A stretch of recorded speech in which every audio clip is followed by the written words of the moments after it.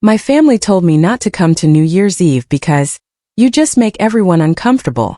I rang in the new year alone in my apartment. Then at 12:01 a.m. my phone rang. It was my brother, his voice trembling. What did you do? Dad just saw the news, and he can't breathe. This is my story. I'm Nora Townsend, 29, and 3 days ago, my family called to tell me not to come to New Year's Eve. You'll just make everyone uncomfortable, my mom said, her voice smooth and final, like she was declining a business proposal. So I spent December 31st alone in my tiny studio apartment in Cambridge, watching strangers celebrate through my window. Meanwhile, my family was toasting champagne in their Greenwich mansion without me. At exactly 12:01 a.m. my phone rang. It was my brother, Ryan. His voice was shaking. Nora, what did you do? Dad just saw the news and he's not breathing right. Mom is screaming. The news he was talking about? My company, Neural Thread Incorporated, had just gone public at midnight with a valuation of $2.1 billion, making me one of the youngest female tech billionaires in America. But the money wasn't the shock. It was what I revealed in the Forbes interview that went live at the very same moment. 3 years of emails, patents, and recordings proving my brother tried to steal my work. Before I tell you what happened that night, let me set the scene. The Townsend family wasn't just wealthy. We were legacy. Old money from Greenwich, Connecticut. The kind that came with a 40-year-old medical device company, a mansion with actual columns, and the expectation that you'd know which fork to use at charity galas before you turn 10. My brother Ryan was groomed for all of it. 5 years older than me, effortlessly charming, the kind of person who could walk into a room and make everyone feel like they mattered. He wore Tom Ford suits like they were jeans, played golf with investors. He was everything our parents wanted in an heir. I was different. I liked code more than cocktail parties. I got into MIT for computer science. And while my parents smiled for the acceptance photos, I overheard my mother tell a friend, "It's a phase. She'll grow out of it and do something more practical." When I graduated, top of my class with a research focus on AI-driven medical diagnostics, my family didn't even come to the ceremony. They were at Ryan's golf tournament, a charity event, my mother explained. Ryan needs us there for networking, sweetie. You understand. I understood. I understood when I moved into a tiny studio in Cambridge with 2 roommates, while Ryan got the penthouse in Back Bay. I understood when family dinners became strategy sessions where they discussed Townsend Industries' quarterly reports, and I sat quietly, pushing my food around a Wedgwood plate. I understood when my father introduced Ryan to business partners as the future of this company, and introduced me as our daughter who does computers. But here's what I learned early. In my family, brilliance was less valuable than charm. Innovation was less valuable than tradition. And I was less valuable than Ryan. I just didn't know how much less until 3 years ago. In March 2022, I was working on something big. Not just interesting research, big, revolutionary big. My 2 co-founders from MIT, and I had developed an algorithm that could analyze medical imaging data faster and more accurately than any existing system. Early detection for diseases that usually killed people before doctors even knew what to look for. We were calling it Neural Thread because it threaded together neural networks in a way no one had done before. We were months away from beta testing. Investor meetings were scheduled. Everything was falling into place. Then my mother called. "Nora, we need to talk about Ryan." Her voice had that edge. The one that meant this wasn't a request. "Townsend Industries is going through a difficult quarter. Your brother is under enormous pressure. Your family. You need to help." I explained that I was in the middle of critical development, that my startup was at a fragile stage. Startup? She said the word like it tasted bad. "Nora, startups are for people who have nothing to lose. You have a legacy. You have a family business that's been around for 40 years. Ryan needs support. And you're sitting in that little apartment playing with computers." The implication was clear. My work was a hobby. Ryan's was real.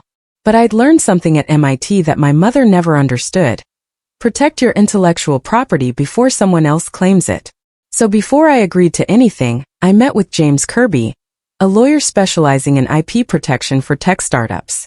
We sat in a Cambridge bakery, my laptop open between us, and he walked me through the paperwork.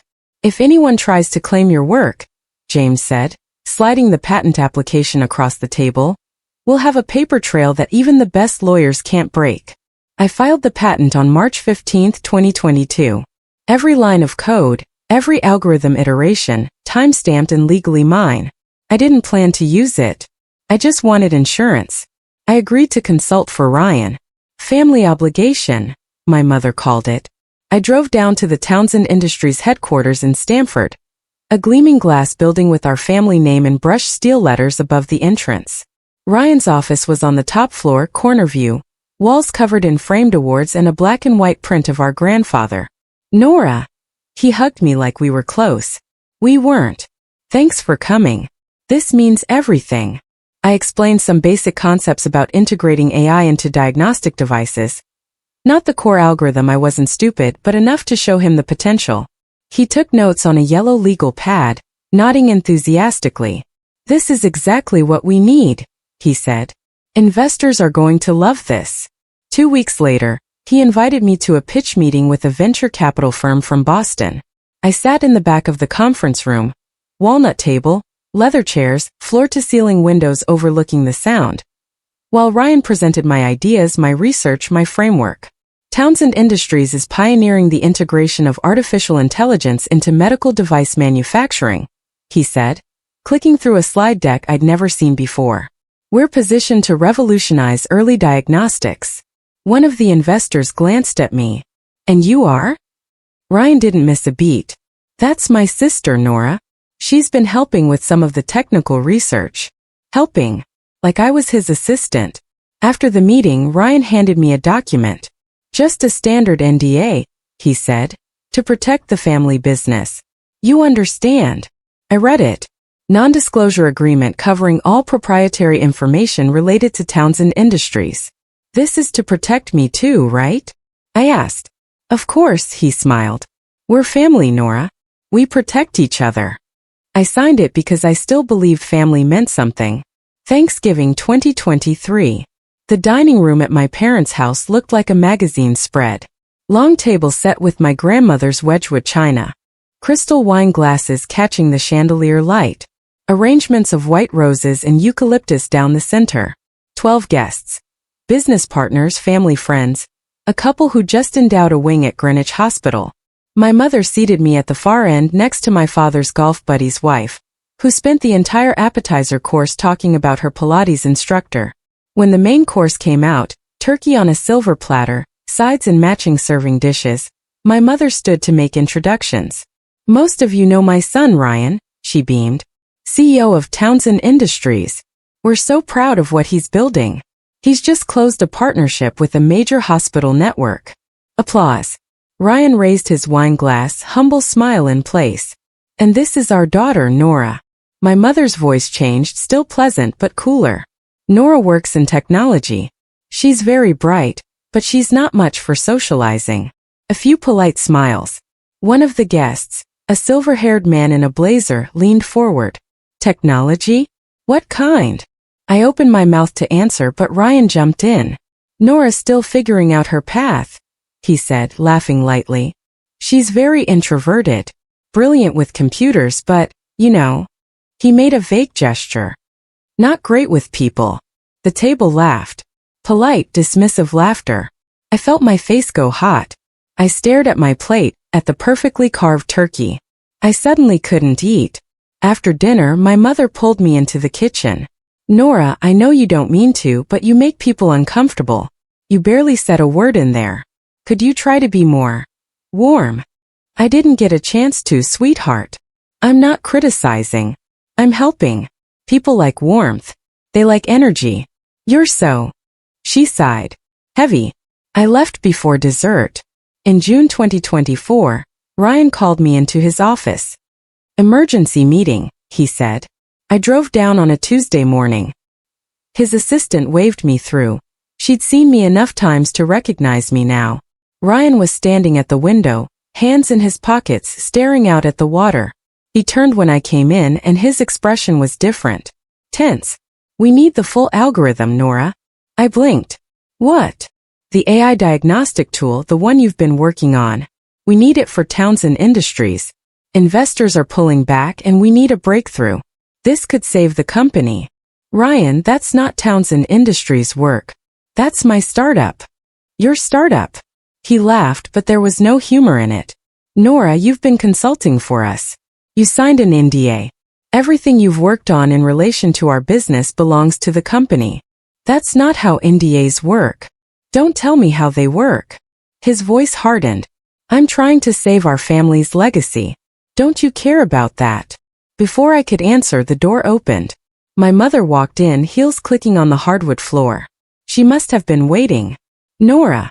She sat down in one of Ryan's leather chairs, crossed her legs. Your brother is right. You signed an agreement. You have a legal obligation.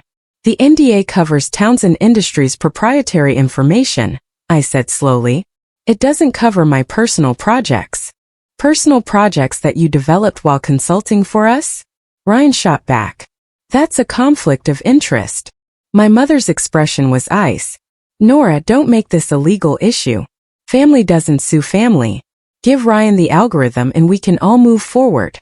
I looked between them. My brother, my mother, both of them staring at me like I was the problem. No, I said. Ryan's face flushed. Careful, Nora. You don't want to make this ugly. I left, but not before I pressed the voice memo button on my phone in my pocket. Massachusetts is a one-party consent state. After that meeting, I stopped getting invited to family dinners. It wasn't dramatic. No one called to disinvite me. The weekly emails from my mother's assistant. Dinner this Sunday 6 p.m. just stopped coming. I saw Ryan's Instagram instead. Photos of family gatherings I wasn't at. Great night with the family, the caption said, showing my parents, Ryan and his girlfriend, even distant cousins I barely knew. I wasn't in any of them. My MIT friends noticed. Everything okay with your family? My old roommate asked over coffee. You haven't mentioned them in months. What was I supposed to say? That I'd been erased.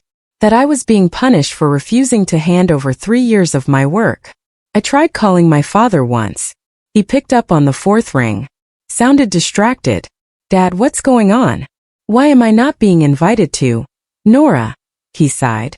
Your mother and Ryan are under a lot of stress right now. The company is struggling. Maybe it's better if you give everyone some space. Space from what? I haven't done anything. You refused to help your brother after everything this family has given you. Everything this family has given me? I felt something crack open in my chest. You didn't come to my MIT graduation. You didn't ask about my work once in 5 years. What exactly have you given me? Silence. Then, I think you should apologize to your mother and Ryan. When you're ready to be part of this family again, let us know. He hung up. I sat in my car outside the MIT campus, watching students walk by with backpacks and coffee cups. And I realized something. I'd been erased. Not by strangers, not by enemies, but by the people who were supposed to love me. On December 20th, 2024, my mother called. I almost didn't pick up. Nora, no greeting. I wanted to let you know that Christmas this year is going to be family only. I waited. The implication sank in slowly. You're asking me not to come. I'm suggesting that it might be better for everyone if you didn't. Ryan is bringing some very important clients. It's a crucial time for the company, and we need the atmosphere to be positive. And I'm not positive? You're angry, Nora. We can all feel it. You make people uncomfortable. Your energy is. My energy? I laughed, sharp and bitter. Mom, I haven't seen you in 6 months. How would you know what my energy is? I'm trying to protect you, she said. And she almost sounded like she believed it. You'll be miserable here. You hate these gatherings anyway. Isn't it better to just skip it this year? You're uninviting me from Christmas. I'm giving you an out. Her voice hardened. Take it gracefully, Nora. I hung up. I sat in my studio apartment, 500 square feet, Cambridge, and looked at the small fake Christmas tree I bought from Target. Looked at the lights strung across my window. Looked at the empty space where family was supposed to be. Then I opened my laptop. There was an email waiting from Forbes. Subject line: IPO feature request. Miss Townsend, we understand Neural Thread Incorporated is preparing to go public in Q4 2024. We'd like to feature you in our 30 Under 30 Tech Innovator series and cover your company's IPO announcement. We're particularly interested in your journey as a female founder in AI. Would you be available for an interview? I read it 3 times. Then I hit reply. Yes, and I have a story you're going to want to hear. December 28th. My mother called again. Nora, about New Year's Eve. Ryan is hosting at the house. Investors, potential partners, some important people from Boston Medical. It's essentially a business event. Okay, so I wanted to make sure we're clear. This isn't a family party. It's professional. You understand what I'm saying? You don't want me there. I don't want anyone there who's going to create tension. Ryan is under enormous pressure. His entire career depends on these relationships. If you showed up and what? Said something? Told the truth. She was quiet for a moment. When she spoke again, her voice was cold. Don't come, Nora. For everyone's sake, just stay away. Don't worry, I said. I will. I hung up. I stood in my kitchen, tiny, barely room for one person, and looked at my calendar. December 31st. Empty. No plans. No invitations. No family. I thought about calling friends, but they all had plans. Parties, dinners, trips. Normal people doing normal things with people who wanted them around. I opened my laptop instead. The Forbes interview was scheduled to go live at midnight on January 1st, 2025. The writer had spent 3 weeks verifying everything. Patent documents, email chains, the recording from Ryan's office, testimony from Dr. Elena Martinez, my old MIT professor who'd watched me develop the algorithm from scratch. James Kirby, my lawyer, had reviewed every word. You're legally protected, he'd said. The NDA doesn't cover your personal IP.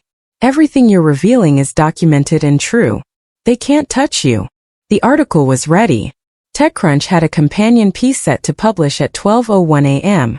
My company's IPO announcement was queued. All I had to do was let it happen. I looked at the clock. December 28th, 9:47 p.m. 3 days until my family's perfect New Year's Eve party. 3 days until the truth went public. I said one word out loud to my empty apartment. Good. December 31st, 2024. 11 p.m. I sat on my couch in the dark. My laptop open. Instagram pulled up on my phone. Ryan's story, a video of the party. The mansion lit up like a resort. White lights wrapped around every column. String quartet playing in the foyer. People in cocktail attire holding champagne flutes, laughing. My mother in a black Armani gown, holding court. My father in a tuxedo, shaking hands with men in expensive watches. Ryan at the center of it all, confident and charming, toasting with someone I recognize from the business pages. A hospital CEO maybe, or a major investor. No one noticed I wasn't there. No one asked. I watched strangers through my window setting off fireworks in the park across the street. Couples kissing. Groups of friends counting down together. I was alone. Not just physically, existentially. I refreshed my email. The Forbes article was staged and ready. Publish time 12 a.m. Eastern Standard Time. 6 minutes away. I opened the draft one more time, scrolling through the sections. Neural Thread Incorporated goes public at $2.1 billion valuation. Founder Nora Townsend reveals family betrayal. Email evidence shows brother attempted IP theft. There were screenshots, timestamps, the recording from June transcribed and verified. Dr. Martinez's statement. I can confirm that Nora Townsend developed this algorithm independently during her graduate work and subsequent private research. Any claims to the contrary are factually false. James Kirby's legal analysis. The NDA signed by Ms. Townsend pertains only to Townsend Industries' existing proprietary information. It does not and cannot extend to her independent work. My cursor hovered over the browser tab. On TV, the countdown started. 10, 9, 8. I looked at my phone. Ryan's Instagram story updated. Everyone raising their glasses. 3, 2, 1. Fireworks exploded outside my window. I hit refresh on Forbes. The article went live. 11:59 p.m. I counted the seconds. The Forbes homepage refreshed. My face appeared on the screen. Professional photo. Serious expression. Headline in bold. Neural Thread Incorporated goes public at $2.1 billion valuation. Founder reveals family betrayal. Below it, the TechCrunch notification hit my phone. MIT grad becomes youngest female AI billionaire and accuses brother of IP theft. Twitter exploded. I watched the notifications pile up. The hashtag neural thread started to trend. The TV showed crowds in Times Square, confetti falling, people kissing and crying and celebrating. My phone was silent for exactly 60 seconds. Then it started. Text messages flooding in. Numbers I didn't recognize. Journalists, old colleagues, people from MIT I hadn't spoken to in years. My inbox crashed and recovered. Email after email loading. From the Forbes writer, "It's live. Prepare yourself." From James Kirby, "You're legally clear. Don't respond to anyone without talking to me first." From Dr. Martinez, "Nora, I'm so proud of you. Call me if you need anything." I sat in the silence of my apartment, my hands shaking, and I thought about my family 2 hours away. Thought about the moment someone at that party would check their phone, would see the headline, would interrupt the champagne and the laughter to say, "My phone rang. Ryan, 12:01 a.m. I stared at the screen, watching it vibrate against the coffee table. Then I picked up. "Hello, Ryan." "Nora." His voice was shaking. Behind him I could hear chaos. Raised voices, someone crying, the clink of glass. "What did you do?" "Dad just saw the news and he's not breathing right. Mom is screaming." I kept my voice level calm. "I went public." "Ryan, my company, my work, your company." He was shouting now. "You signed an NDA. You can't just, this is defamation. This is Mom, I'm talking to her." His voice moved away from the phone, then came back. "You put our private conversations in Forbes. You recorded us. I documented the truth." "The truth." He laughed, wild and bitter. "You published emails out of context. You made it look like I stole from you when all I did was try to help the family business." "Ryan," I closed my eyes. "The patent was filed 4 months before your first investor pitch. The timestamps don't lie. Those are coincidences. People work on similar ideas all the time. Not with identical frameworks. Not with the exact terminology I used in my research notes." Behind him, I heard my mother's voice shrill. "Is that her? Give me the phone." "You've destroyed us," Ryan said. His voice cracked. "Investors are already calling. They're pulling out. The board is. Do you understand what you've done? You've killed this company. You've killed our family." "No, Ryan." My voice was a steel whisper. "You did that when you tried to erase me." "I never. You called me your assistant.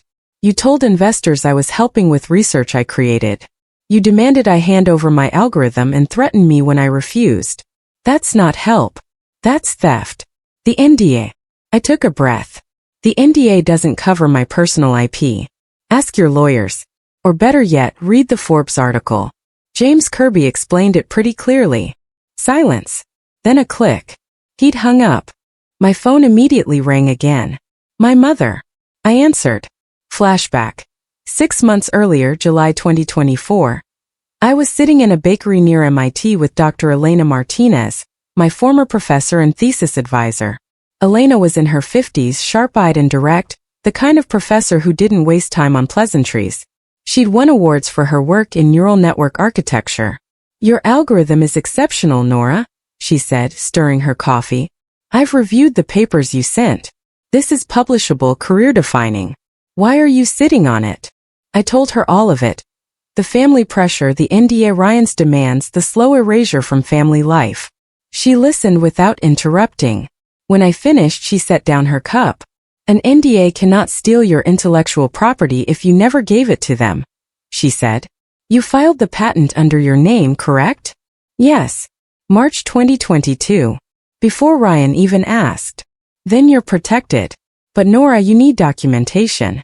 Emails, recordings, anything that establishes timeline and ownership. If this escalates, you need evidence that speaks for itself." "I have it," I said quietly. "I've been keeping records since the beginning." "Good." She leaned forward. "But here's what I need you to understand. Silence protects abusers. You think you're keeping the peace. You're not. You're letting them write the story. But if you speak up, you'll face consequences." "Absolutely. Your family will be angry. Some people won't understand. But you'll have your integrity. You'll have your work. And you'll show every young woman in STEM that they don't have to disappear to make other people comfortable. She pulled out her laptop. I'm willing to go on record. If you decide to tell your story, I'll verify every piece of your research. I'll testify to the timeline, the originality, all of it. You do that, Nora. Documentation protects you, but witnesses make it undeniable. I left that meeting with a decision half made and a recorder full of truth. Flashback. September 2024, Sand Hill Road, Palo Alto. My two co-founders and I sat across from a venture capital firm specializing in healthcare tech. The office had floor-to-ceiling windows overlooking Silicon Valley, modern furniture, a wall of startup logos they'd funded. The partner, mid-40s, Stanford MBA, sharp suit, leaned back in his chair. Neural Threads technology is solid. Your early trials are impressive. We're ready to back your IPO. What's your timeline? I glanced at my co-founders. We discussed this. Fourth quarter 2024, I said. Ideally around New Year's. New Year's. He frowned. That's unconventional. Markets are slow during holidays. Why not wait until February or March when institutional investors are back? I chose my words carefully. There's a personal milestone I'd like the announcement to coincide with. A statement I need to make. A statement. He looked intrigued. Care to elaborate? Family issues, I said. Intellectual property disputes. I want the IPO to go public at a specific moment when the truth needs to be told. My co-founder touched my arm, a warning, a caution. But I continued. I want to include a personal statement in the IPO announcement about the origins of this technology, the challenges I face protecting it, and why independent verification of ownership matters in the tech industry. The room went quiet. The partner exchanged looks with his colleagues. That's highly unusual. IPO announcements are typically focused on financials and growth projections. I understand. But if we're valuing this company at nearly $2 billion, the public deserves to know the full story, including the attempts to steal it. Steal it. Now he sat forward. You're alleging IP theft? I'm documenting it. I have patents, emails, recordings, expert witnesses, everything verified by legal counsel. If someone challenges my ownership, I can prove definitively that this work is mine. He studied me for a long moment. Get me the documentation, he said finally. If it's as airtight as you say, we'll structure the announcement however you want.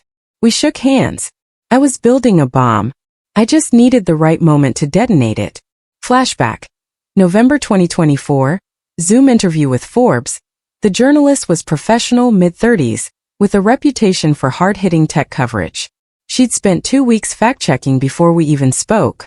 Nora, your company is about to go public with a valuation that will make you one of the youngest female billionaires in tech. But you've indicated you want to discuss something beyond the success story. Can you elaborate? I took a breath. 3 years ago, my brother, who is CEO of Townsend Industries, a medical device company, attempted to claim my algorithm as his company's intellectual property. I have documentation proving that I developed this technology independently, filed patents in my own name, and was subsequently pressured to hand it over. When I refused, I was effectively erased from my family. Those are serious allegations. She wasn't skeptical, she was careful. What evidence do you have? I shared my screen. Patent filing from March 2022. Emails from Ryan requesting collaboration, then demanding the algorithm, then threatening legal action. The NDA I'd signed in James Kirby's legal analysis showing it didn't cover my personal work. The recording from June 2024. Dr. Martinez's written statement. The journalist was silent, scrolling through documents. We'll need to verify all of this, she said finally. Independent authentication, legal review, expert testimony. I've already arranged it. James Kirby will provide legal analysis. Dr. Martinez will confirm the research timeline. My co-founders can testify to the development process. And you're prepared for the fallout? This will be public. Your family will respond. It could get ugly. I thought about Christmas, about being uninvited, about sitting alone while they celebrated without me. I'm not seeking revenge, I said quietly. I'm seeking recognition for my work, for every woman whose family tried to erase them. I've been silenced long enough. She nodded slowly. When do you want this published? January 1st, 2025.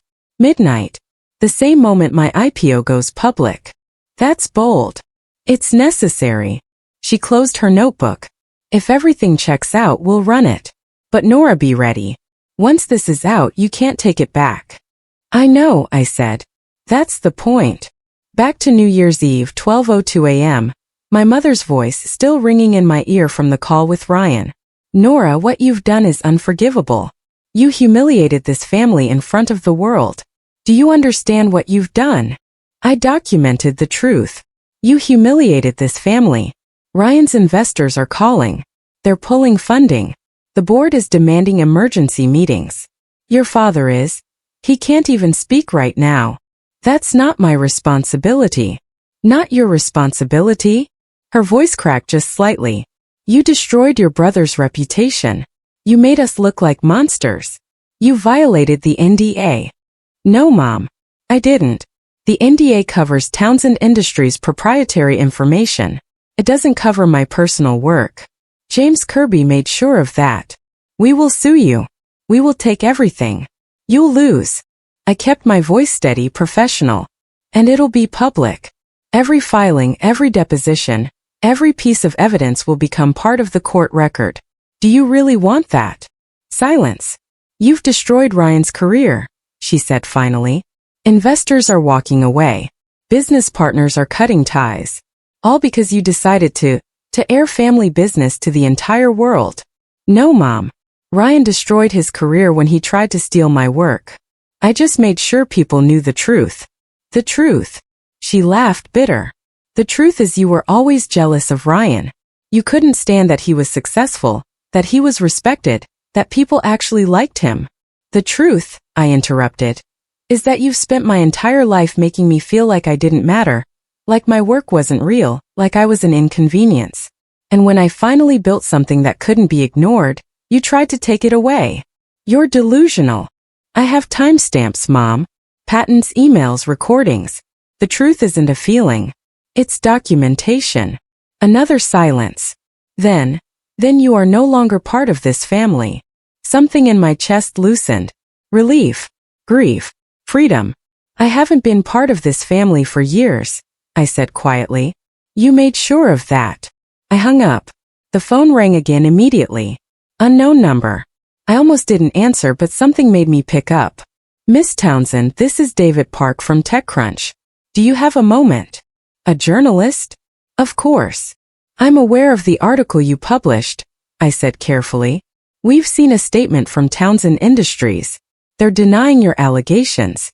They claim you're disgruntled and seeking attention. Would you like to respond? I walked to my window, looked out at the fireworks still bursting over Cambridge. Strangers celebrating while my family imploded 2 hours south. I stand by everything in the Forbes article, I said. I have documentation that any independent party can verify. Patent filings from March 2022, email chains showing the timeline of events, expert testimony from Dr. Elena Martinez at MIT, legal analysis from Intellectual Property Council. If Townsend Industries wants to dispute the facts, they're welcome to try. Your brother claims the similarities between his presentations and your patent are coincidental. How do you respond? My patent was filed 4 months before his first investor pitch. The framework, terminology, and architecture are identical. Coincidence doesn't explain that. Copying does. There's speculation that this revelation will affect Townsend Industries' funding and partnerships. Any comment? I paused, thought about the employees there. People who had nothing to do with Ryan's decisions. My goal wasn't to harm the company. It was to protect my work. But actions have consequences. If investors choose to walk away because of ethical concerns, that's their right. One more question. Do you regret going public? No, I said. I regret that it was necessary. I hung up and opened Twitter. That hashtag neural thread was trending. Number 3 nationally. Comments poured in. This is why women in tech need to document everything. Her brother really thought he could steal her work and get away with it? Townsend Industries is done. No one wants to work with IP thieves. But also, she destroyed her family for money. That's disgusting. Family issues should stay private. This is just vindictive. I closed the app. Let them think what they wanted. The truth was out. That was enough. I didn't sleep. At 6 a.m. on January 1, 2025, I gave up trying. I made coffee, opened my laptop, and stared at the avalanche. 247 missed calls, 512 emails, thousands of Twitter notifications. I started reading. From Dr. Martinez. Nora, you were so brave. I'm proud of you. Call me when you're ready. From James Kirby. Townsend Industries lawyers contacted me at 2 a.m. They're threatening to sue for defamation and NDA violation. I've already sent them our legal analysis. They have no case. You're completely protected. From one of my co-founders. Holy Nora. CNBC wants to interview us. Bloomberg too. What do we say? From the MIT Alumni Association. We'd like to feature you in our next newsletter as an example of protecting intellectual property and standing up for yourself. But there were others too. A distant cousin. How could you do this to your family? Do you have any idea what you've done to your mother? An old family friend. I've known the Townsends for 30 years. They're good people.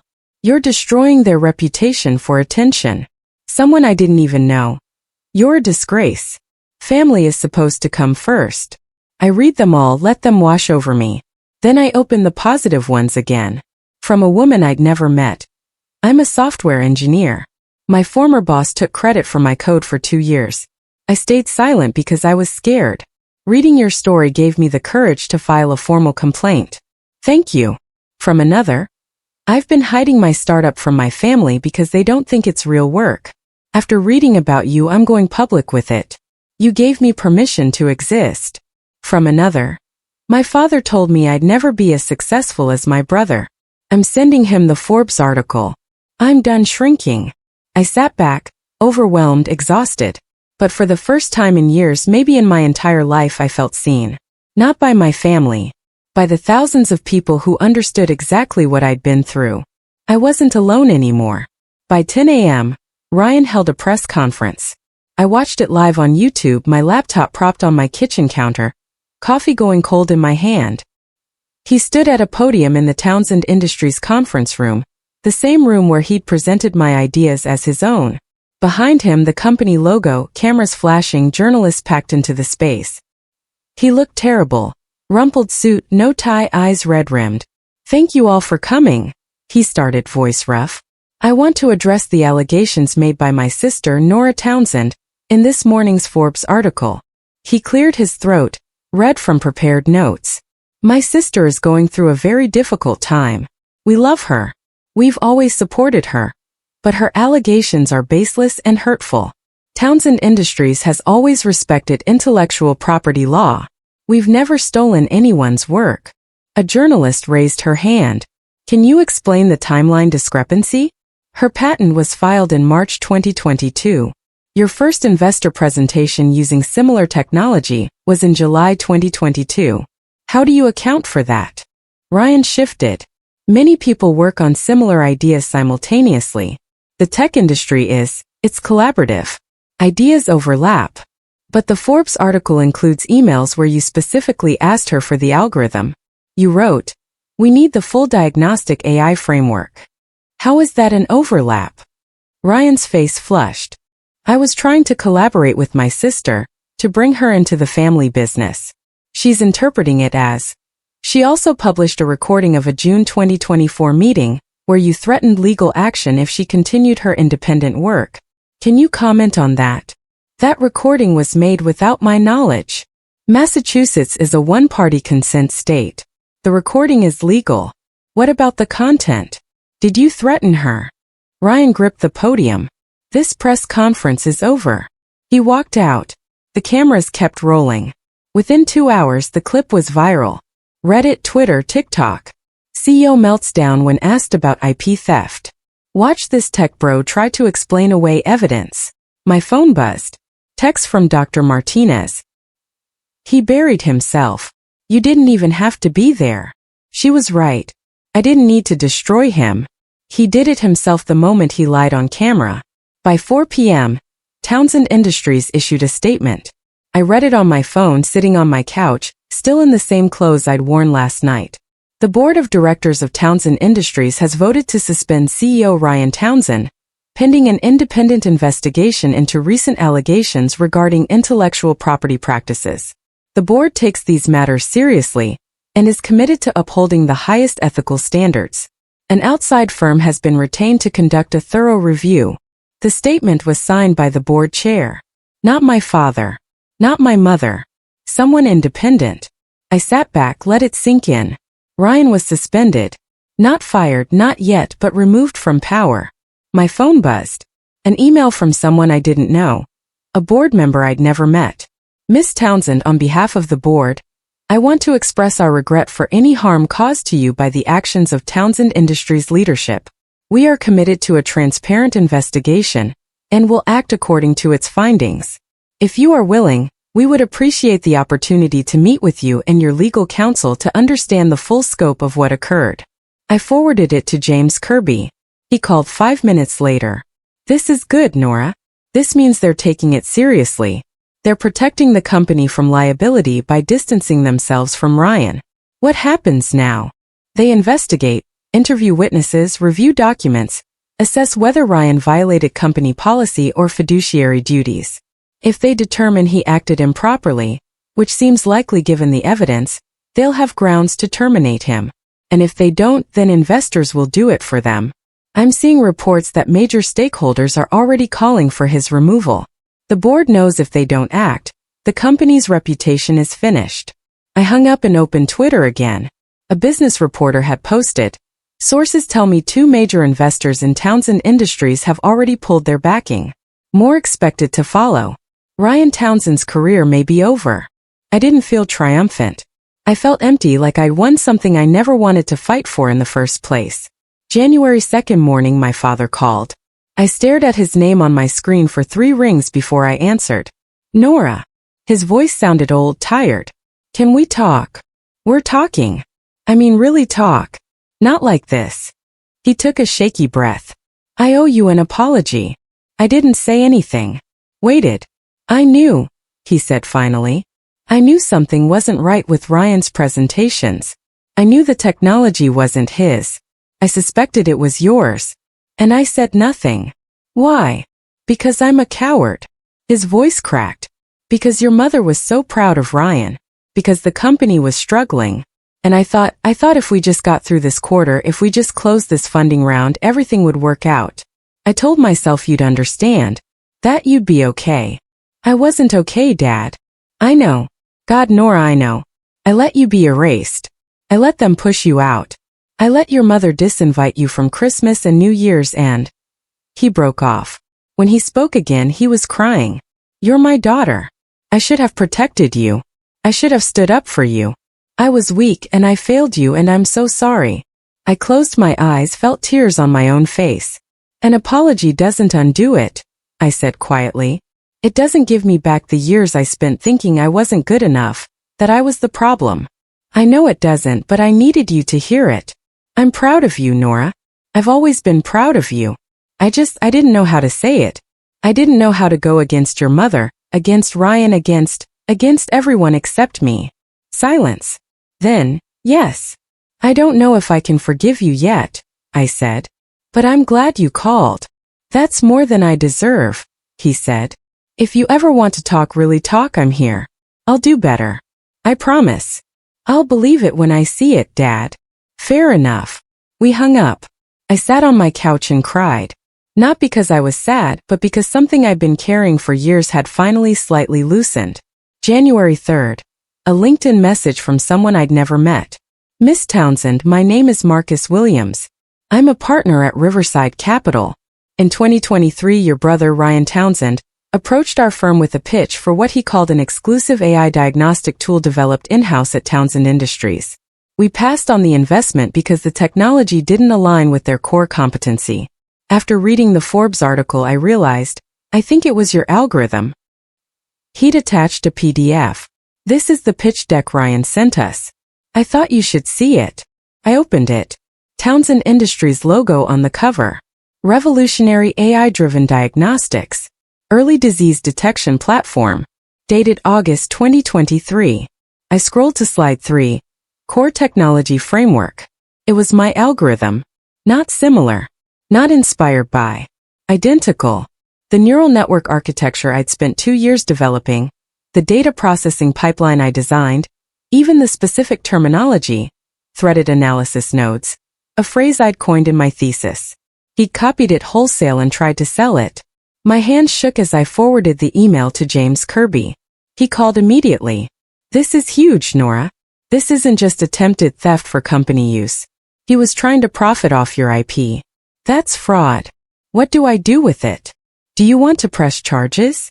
I thought about it. About Ryan already suspended, already facing professional ruin. About criminal charges, trials, publicity. No, I said. But I want Forbes to have it. I want it public. I want everyone to see exactly what he did. I'll send it to them. The article went live that afternoon. New evidence suggests Ryan Townsend attempted to sell Sister's intellectual property to outside investors. The pitch deck was embedded in the article. Side-by-side comparisons with my patent filing. Expert analysis from intellectual property lawyers. The comment section exploded. This isn't a family dispute. This is theft. He didn't just try to claim her work. He tried to sell it. How is he not in jail? I closed my laptop. I didn't need to read more. The truth was doing the work I couldn't. January 4th, the fallout hit critical mass. Boston Medical Center cancels $15 million contract with Townsend Industries amid ethics scandal. I read the headline 3 times. The statement from BMC was clinical, professional. In light of recent allegations regarding intellectual property practices at Townsend Industries, Boston Medical Center has elected to terminate our partnership effective immediately. We cannot in good conscience work with a company under investigation for ethical violations. We remain committed to partnerships built on integrity and trust. $15 million gone. I scrolled through the business news. Townsend Industries stock. They'd gone public 5 years ago. Had dropped 28% in 3 days. Analysts were calling it a catastrophic loss of investor confidence. Employees were posting on Glassdoor. Everyone's terrified. We don't know if the company will survive this. An email landed in my inbox from someone with a Townsend Industries email address. Subject line. Please, Miss Townsend. I'm a project manager at TI. I've worked here for 8 years. I have 2 kids. I'm scared I'm going to lose my job because of what your brother did. I know you have every right to be angry, but a lot of us had nothing to do with this. We're just trying to make a living. Please, if there's anything you can do to help the company survive this, please consider it. I stared at the email for 20 minutes. These people, engineers, administrators, salespeople, they hadn't stolen from me. They hadn't erased me. They were collateral damage in a war they didn't start. I felt sick. I called James. The company is hemorrhaging. Employees are terrified. What do I do? Nora, you didn't cause this. Ryan did. But you told the truth. If the truth destroys something, that something was already broken. You're not responsible for fixing it. I wanted to believe him. But late that night, alone in my apartment, I couldn't stop thinking about those employees, about their families, about the damage spreading far beyond the people who deserved it. I didn't want innocent people to suffer, but I also couldn't let guilt silence me again. January 5th, an email from my mother. Nora, we need to meet face to face. Please. I didn't want to, but something, maybe curiosity, maybe a sliver of hope, made me agree. We met at Thinking Cup, a coffee shop in downtown Boston. Public. Neutral. She arrived in a black Burberry coat, sunglasses, even though it was overcast, heels clicking on the tile floor. She looked thinner, older. She sat across from me. Ordered nothing. Nora. She took off her sunglasses. Her eyes were red-rimmed. I'll admit that Ryan made mistakes. Poor judgment. But this, what you've done, is destroying the family business. Employees are losing their jobs. Your father is, he's not well. The stress. Mom, why am I here? She leaned forward. What do you want? Money. A position at Neural Threat for Ryan? A seat on the Townsend Industries board? Name your price and let's end this. I stared at her. You think I did this for money? Then what? Revenge? Attention? You've made your point, Nora. You've shown everyone you're successful. Now let's move forward. Move forward. I laughed empty. You want me to issue a retraction? A clarification? Say that the situation was more complicated than the article suggested? That family dynamics were misunderstood?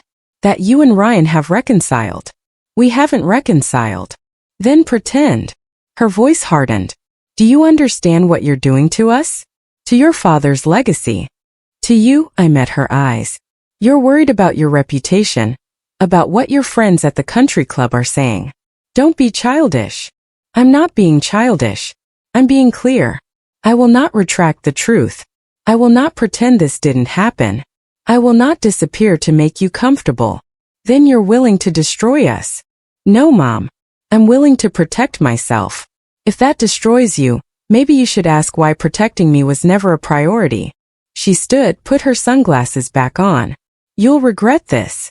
I already regret it, I said quietly. I regret that it was necessary. She walked out without another word. I sat alone, coffee untouched, and felt something settle in my chest. I wasn't going to save them. They had to save themselves. January 6th, an email that changed everything. Dear Miss Townsend, on behalf of the Women in Tech Summit, we would like to invite you to be our keynote speaker at our annual gala on February 15, 2025 in Boston. Your story, standing up for your intellectual property, refusing to be silenced, building a billion-dollar company against extraordinary personal obstacles, is exactly what our community needs to hear. We have 1,200 attendees registered, including students, professionals, and industry leaders. We would be honored if you would share your experience. I read it twice, then called Dr. Martinez. They want me to speak at a gala in front of 1,200 people. That's wonderful, Nora. I don't want to be defined by family drama. I don't want to be the woman whose brother stole her work. I want to be known for my algorithm, for my company, for Nora. Her voice was gentle. You're not defined by drama. You're defined by what you built and by refusing to let anyone take it from you. That's the story. But how many women do you think are sitting on their work right now because they're scared? Because their family told them it doesn't matter? Because they don't want to make people uncomfortable? She paused. You're not just telling your story. You're giving them permission to tell theirs.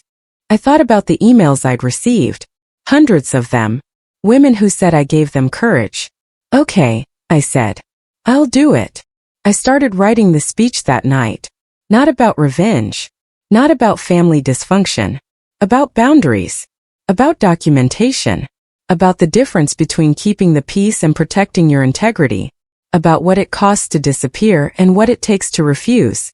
I wrote until 3 a.m., deleting and rewriting, trying to find words that were honest without being bitter. By the time I finished, I had a draft. Not perfect, but true. And truth, I was learning, was the only thing that mattered. January 10th, a text from Ryan. Nora, can we talk? Not as CEO and founder. As brother and sister. I stared at the message for 2 days. On January 12th, I called him back. Nora. He sounded exhausted. Thank you for. I didn't think you'd call. What do you want, Ryan? He took a shaky breath. I'm sorry. I didn't realize how much I hurt you. I was so focused on saving the company, on proving I could lead it, that I didn't think about what I was taking from you. You didn't realize, or you didn't care? Long silence. Both. Maybe. I don't know. I thought I was helping, bringing you into the family business, making your work part of something bigger. It was already part of something bigger. My company. My vision. You tried to erase that. I know. His voice cracked.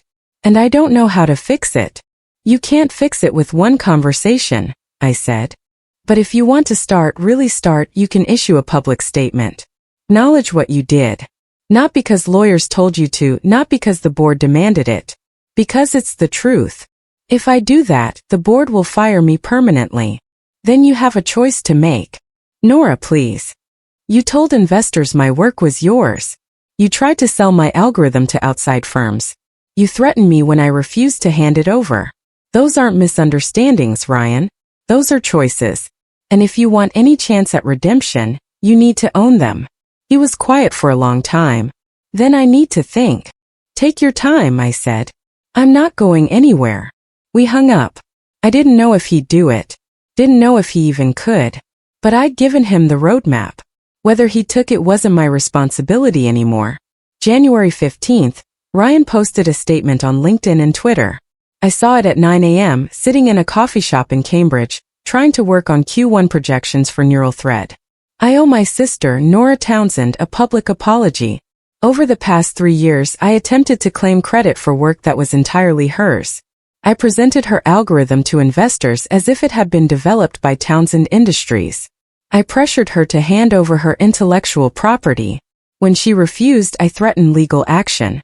I was wrong.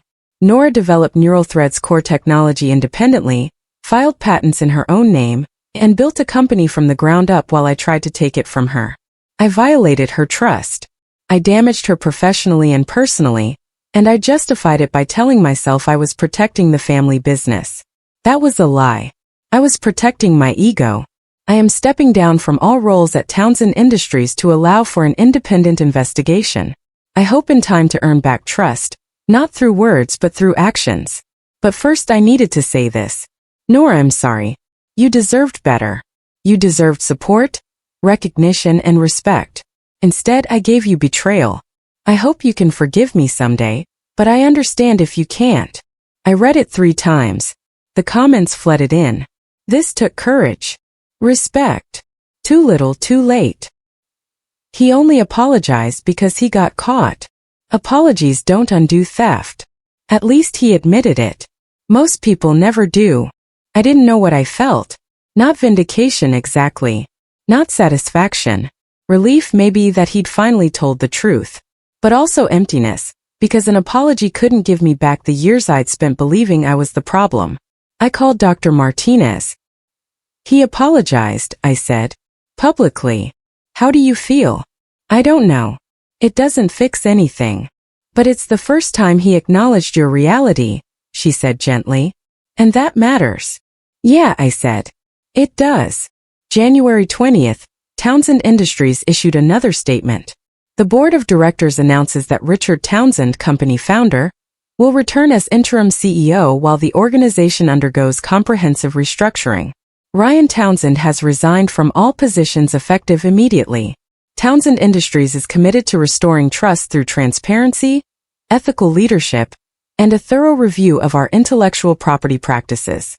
We have retained an independent consulting firm to audit our processes and implement stronger safeguards. We recognize that recent events have damaged our reputation and relationships. We take full responsibility and are committed to meaningful change.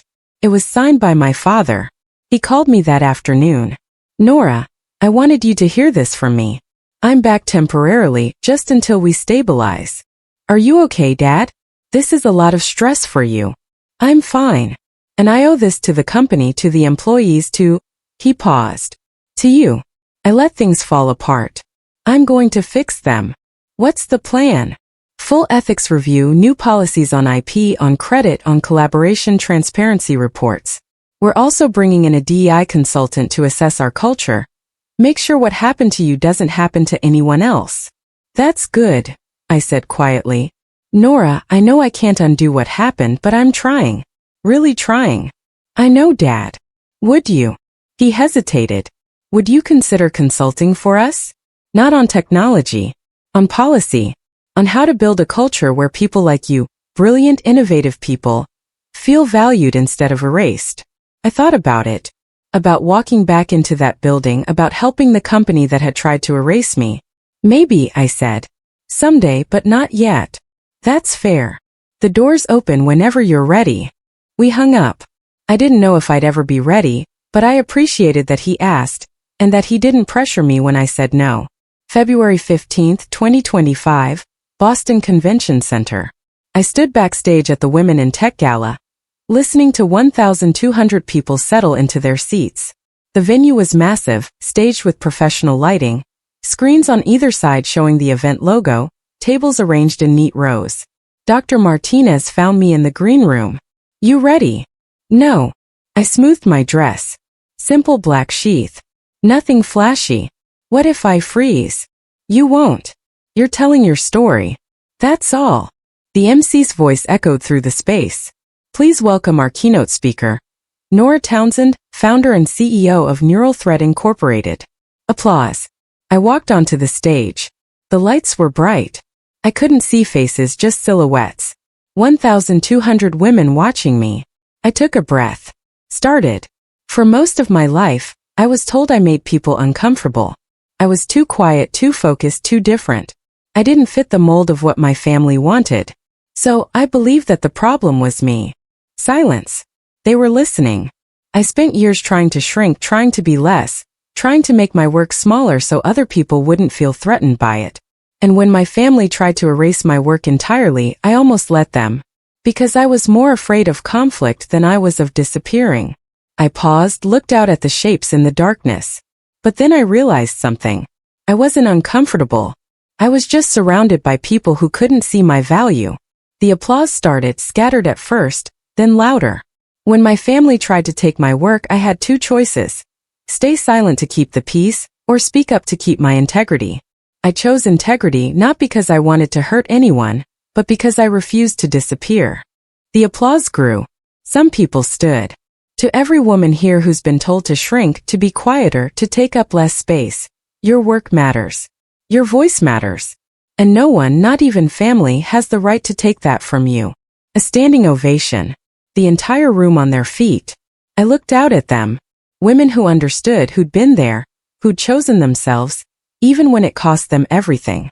And I felt something I hadn't felt in years. I felt free. After the gala, I returned to my apartment and opened my laptop. The messages had started during the speech. By the time I got home, there were hundreds. Your story gave me the courage to report my boss for taking credit for my research. I filed a formal complaint today. Thank you. I've been hiding my startup from my family for 2 years because they don't think it's real work. I'm launching publicly next week. You gave me permission. My father told me I'd never be as successful as my brother. I'm sending him the Forbes article in your speech. I'm done shrinking. I left a toxic job because of you. I documented everything just like you said. They tried to claim I breached my NDA. My lawyer proved they were wrong. I'm free now. I'm 19. I just declared my major in computer science. My parents wanted me to do something practical. I'm doing this anyway because you showed me I could. I read every message, every single one. Some made me cry. Some made me laugh. All of them made me realize I wasn't just telling my story. I was part of something bigger. A movement of women who refused to disappear. I responded to as many as I could. Document everything. Protect your work. Don't let anyone make you believe you're the problem. Set boundaries. It's not selfish. It's survival. Your voice matters. Use it. Late that night, Dr. Martinez texted, "You did good, Nora. Really good." I looked around my small apartment, no longer lonely, just mine, and typed back, "I think I finally believe that." March 2025. I moved to San Francisco. Not because I was running away, but because I was running towards something. Neural Thread's main office was in the Mission District. Bright, open space with whiteboards on every wall, and a team that actually valued collaboration over hierarchy. I wanted to be close to it, close to the work that had saved me. I found a small apartment near Dolores Park. 1 bedroom, bay windows, old hardwood floors. Nothing fancy but mine. I spent a weekend unpacking, setting up my desk, laptop, monitor, the framed patent certificate James Kirby had given me, hanging photos Dr. Martinez and me at my MIT graduation, my co-founders at the IPO celebration, a candid shot from the Women in Tech Gala. No photos of my family. Not yet. Maybe not ever. But I didn't feel guilty about it. On Sunday evening, I called my father. "Dad, I'm in San Francisco now. Moved this weekend." "San Francisco?" He sounded wistful. "That's far. It's where the company is." "I know. I was hoping you might come back to the East Coast eventually." "Maybe someday," I said.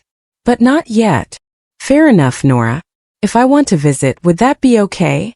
"Not now. I know you need space, but someday." I thought about it. About my father. Flawed and passive, but trying. "Call me first," I said. "Don't just show up. And Dad, I need you to understand. If you come, it's because you want to know me, not because you're trying to fix the family." "I want to know you," he said quietly. I should have wanted that a long time ago. Yeah, I said. You should have. I'll call before I visit. I promise. We hung up. I stood at my window looking out at the park, the city lights, the life I was building from scratch, and for the first time in my life I felt like I belonged to myself. June 2025. Neural Thread announced a partnership that changed everything. We held a press conference at our San Francisco office. Small, intimate, just our team and a handful of journalists. I stood at the front with my co-founders, our CTO pulling up the presentation on the screen behind us. Today, Neural Thread Incorporated is proud to announce a partnership with Johns Hopkins Hospital. We've signed a $50 million contract to implement our AI diagnostic platform across their medical network. This technology will improve early detection for pancreatic cancer, lung disease, and neurological conditions, diseases that often go undiagnosed until it's too late.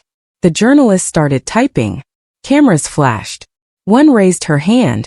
Miss Townsend, this is a major milestone. How does it feel to see your work finally recognized at this scale? I thought about that question, about the 3 years I'd spent protecting this algorithm, about the family that tried to take it, about the night I sat alone in my apartment while they celebrated without me. It feels like justice, I said. Not revenge. Justice. Another journalist. Your company's valuation has nearly doubled since the IPO. You're now worth an estimated $4 billion. Does that vindicate your decision to go public with your family story? I didn't go public for vindication, I said. I went public because staying silent was costing me my integrity. The success, the money, the partnerships, all of it, that's not why I did it. But it does prove something. What's that? That the people who told me my work didn't matter were wrong. That I was right to protect it.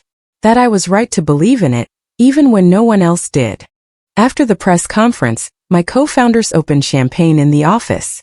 To Nora, one of them said, raising a glass, who refused to disappear. We clinked glasses.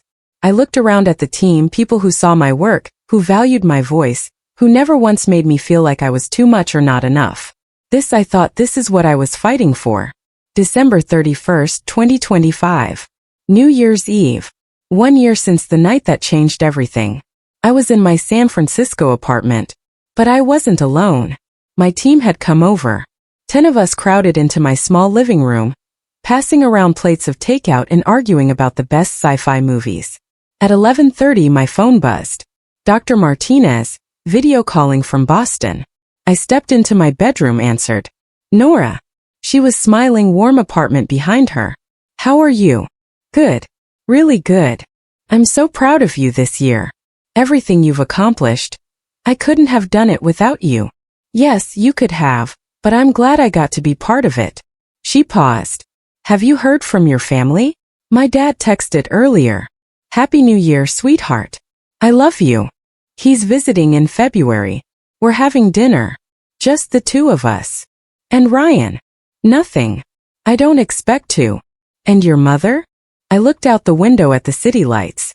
I don't think she'll ever reach out, and I'm okay with that. Are you really? Yeah. I spent my whole life waiting for her approval. I don't need it anymore. We said our goodbyes. I returned to the living room just as the countdown started on TV. 10, 9, 8. My team joined in, shouting and laughing. 3, 2. Fireworks erupted outside. Someone popped another bottle of champagne. I stood at my window, glass in hand, and thought about last year. About sitting alone in Cambridge, watching strangers celebrate, feeling invisible. I wasn't invisible anymore. I opened my laptop, pulled up a blank document, and started typing. 1 year ago, I was alone on New Year's Eve. Tonight, I'm surrounded by people who see me. Not the version they want, but the version I am. Healing didn't mean reconciliation. It meant accepting that I deserved better and building a life that reflected that. I posted it to LinkedIn. Within minutes, comments poured in. Thank you for showing us what boundaries look like. You changed my life this year. I'm not alone anymore because of you. I smiled, closed the laptop, rejoined my team. This was my family now, the one I chose. So, if you've made it this far, thank you for listening. A lot of people have asked me, do you regret it? Was it worth losing your family? Here's the truth. I didn't lose my family. They lost me when they chose reputation over relationship. When they decided my work didn't matter. When they tried to erase me rather than celebrate me. And yes, it was worth it because the alternative was disappearing. I spent 29 years trying to fit into a frame that was never built for me. Trying to be quieter, smaller, less. Trying to make other people comfortable at the cost of my own existence. I'm done with that. You don't owe anyone, not even family, the right to erase you. If you're sitting on work that you're afraid to claim, document it, protect it, file the patents, save the emails, record the meetings, build a paper trail that speaks for itself. If you're being told you're too much or not enough, find people who see you. They're out there. Promise. And if you have to choose between keeping the peace and keeping your integrity, choose integrity every single time. Because your voice matters, your work matters, and you deserve to exist fully, loudly, unapologetically. This is my story. Have you ever had to fight to be seen or to protect your work, especially from people you thought were on your side? What did you gain or lose in that battle? Tell me your thoughts below. I'm reading every comment.